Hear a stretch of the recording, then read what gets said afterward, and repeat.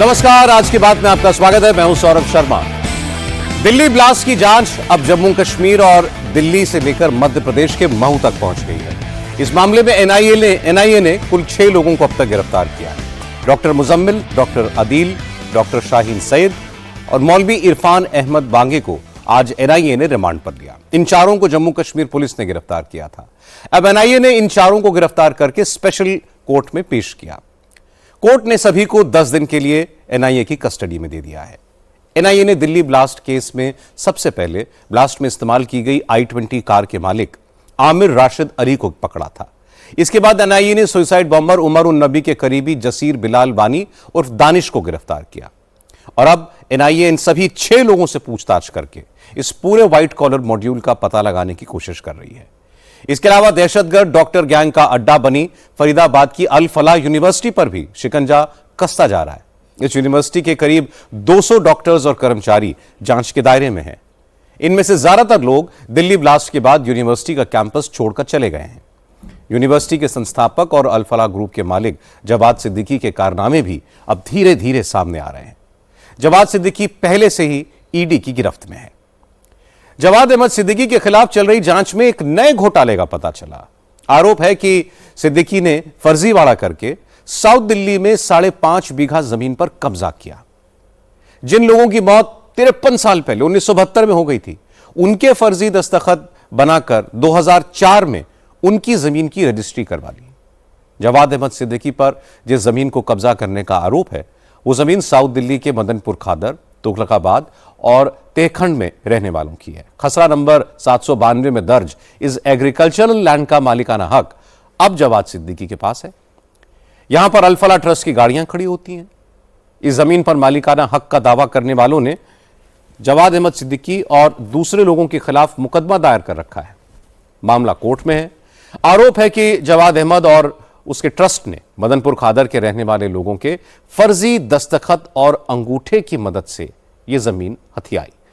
ऐसे लोग जिनकी मौत कई बरस पहले हो चुकी है और अब जमीन उनकी दूसरी, तीसरी, चौथी पीढ़ी के मेंबर्स के नाम से दर्ज है। लेकिन जवाद सिद्दीकी ने इलाके के कुछ लोगों के साथ मिलकर जमीन के असली मालिकों के फर्जी दस्तखत करे, पावर ऑफ अटॉर्नी बनवाई और फिर जमीन की रजिस्ट्री अपने नाम करा ली। यह फर्जीवाड़ा 25-30 लोगों के नाम से किया गया। इनमें कई तो ऐसे हैं, जैसा मैंने आपको बताया, इनकी मौत 50 साल पहले हो चुकी है। अब बात बांग्लादेश की। बांग्लादेश में हालात धीरे धीरे और खराब हो रहे हैं। शेख हसीना को मौत की सजा सुनाए जाने के बाद अब अवामी लीग के कार्यकर्ताओं के साथ खालिदा जिया की पार्टी और जमात के कट्टरपंथियों के बीच झड़पें हो रही हैं। राजधानी ढाका और पोर्ट सिटी चटगांव के अलावा बांग्लादेश के कई दूसरे बड़े शहरों में प्रोटेस्ट हो रहे हैं। कल जुम्मे के दिन अवामी लीग ने विरोध प्रदर्शन का ऐलान किया है। वहीं जमाते इस्लामी और बांग्लादेश नेशनलिस्ट पार्टी के समर्थक भी शेख हसीना को फांसी देने की मांग को लेकर प्रोटेस्ट करने की तैयारी में हैं। उससे पहले ढाका में बहुत तनाव है। कई जगह प्रदर्शनकारियों ने पुलिस पर हमले किए। हालात ऐसे हो गए कि ढाका के पुलिस चीफ ने हिंसक प्रदर्शनकारियों पर फायरिंग का ऑर्डर दे दिया है। इंडिया टीवी की टीम बांग्लादेश पहुंच चुकी है। हमारे संवाददाता शोएब रजा और वीडियो जर्नलिस्ट मोहम्मद फरमान इस वक्त ढाका में है। शोएब, ढाका में उस काला बागान इलाके में गए जहां शेख हसीना को सजा सुनाए जाने के बाद जबरदस्त विरोध प्रदर्शन और हंगामा हुआ था। बांग्लादेश में हिंदू डरे हुए हैं और हमारे देश में बांग्लादेश से आए घुसपैठिए परेशान हैं। एसआईआर शुरू होने के बाद हजारों बांग्लादेशी घुसपैठिए बोरिया बिस्तर बांधकर बॉर्डर पर पहुंच गए। हैरानी की बात यह है कि इन घुसपैठियों में कुछ ने तो आधार कार्ड और वोटर कार्ड बनवा लिए थे, कुछ ने वोट भी डाला था, लेकिन अब चुनाव आयोग जो दस्तावेज मांग रहा है वो उनके पास नहीं है। इसलिए वो वापस बांग्लादेश भागने की जुगाड़ में लगे हैं। सरहद की तस्वीरें भी मैं आपको दिखाऊंगा, घुसपैठियों की बात भी आपको सुनवाऊंगा, लेकिन पहले आपको बता दें कि चुनाव आयोग का दावा क्या है। दावा है कि एसआईआर का काम बहुत तेजी से चल रहा है।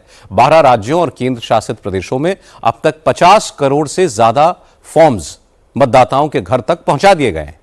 गोवा और लक्षद्वीप में 100% फॉर्म वोटरों के घर तक पहुंच चुके हैं। चुनाव आयोग ने बताया है कि बंगाल में 99.7% घरों में वोटर वेरिफिकेशन फॉर्म्स दिए जा चुके हैं। लेकिन ममता बनर्जी ने चुनाव आयोग की तेजी को अनप्लान्ड और खतरनाक बताया है। अब बात बिहार की।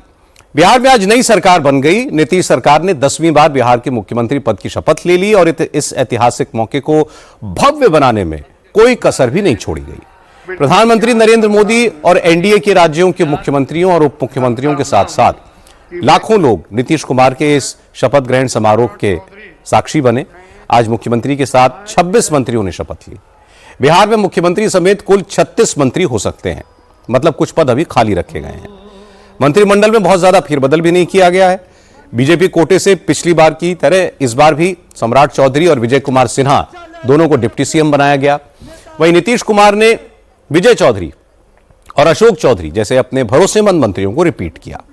10 नए चेहरों को मंत्रिमंडल में जगह दी गई है। आज जिन नेताओं ने मंत्री के रूप में शपथ ली उनमें भाजपा की 14, जेडीयू के 8, चिराग पासवान की एलजेपी के 2, जीतन राम मांझी और उपेंद्र कुशवाहा की पार्टी के एक नेता शामिल हैं। जीतन राम मांझी ने अपने बेटे संतोष कुमार सुमन को मंत्री बनवाया। उपेंद्र कुशवाहा ने अपने बेटे दीपक प्रकाश कुशवाहा को मंत्रिमंडल में जगह दिलाई। शपथ लेने के बाद डिप्टी सीएम सम्राट चौधरी ने कहा कि बिहार की जनता ने एनडीए पर जो भरोसा दिखाया है उससे हमारी जिम्मेदारी बढ़ गई है। सरकार पहले दिन से काम करेगी और जनता से किया हर वादा पूरा करेगी। सुप्रीम कोर्ट ने आज राष्ट्रपति और गवर्नर की तरफ से विधेयकों पर फैसला लेने की समय सीमा पर प्रेसिडेंशियल रेफरेंस का जवाब दिया।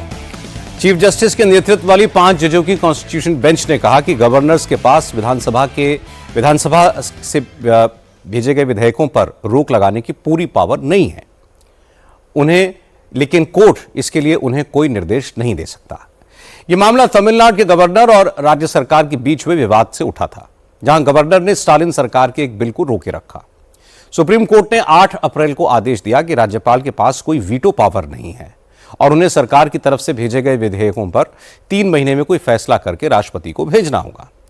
आज सुप्रीम कोर्ट की संवैधानिक पीठ ने कहा कि गवर्नर के पास 3 संवैधानिक विकल्प हैं। पहला यह कि वो बिल को मंजूरी दे दे, दूसरा विकल्प यह कि सरकार को विधेयक पर फिर से विचार करने के लिए कहें, और तीसरा विकल्प यह है कि बिल को मंजूरी देने के लिए राष्ट्रपति के पास भेजें। राज्यपाल अपने विवेक से इन तीनों में से कोई भी एक विकल्प चुन सकते हैं। हालांकि इसके साथ कोर्ट ने यह भी कहा कि राज्यपाल या राष्ट्रपति के विवेक की न्यायिक समीक्षा नहीं होगी। देश में साइबर फ्रॉड्स और डिजिटल अरेस्ट के बढ़ते हुए मामलों को देखते हुए एनफोर्समेंट डायरेक्टरेट मतलब ईडी ने आज एक बहुत बड़ा कदम उठाया है। आपने अक्सर सुना होगा कि साइबर ठग पुलिस अफसर बनकर या फिर कस्टम्स, विजिलेंस या ईडी के अफसर बनकर लोगों को डराते हैं।